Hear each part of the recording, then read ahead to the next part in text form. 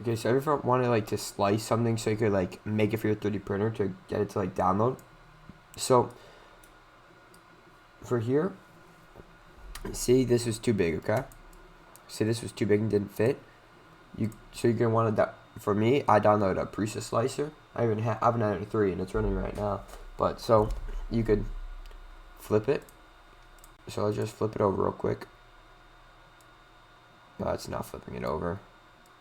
That's not flipping it over either. Where's the green one? It's up here. Okay, it's not perfect, okay? But then so you're gonna want to click it. Then this, watch. So you choose what the height you want. Say, look, right here looks pretty good. Boom.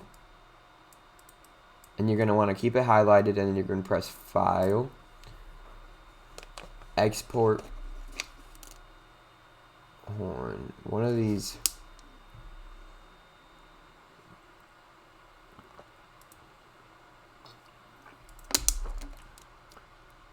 Alright, let's see what one. Let's see which if it opened correctly. See, but that one's not. There's a different way. Just on.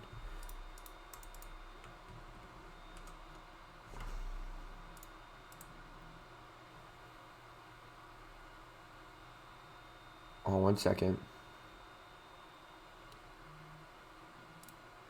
File, save project.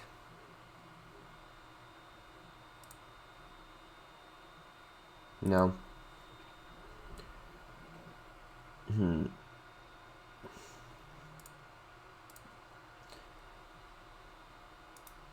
Oh, that's how you do it.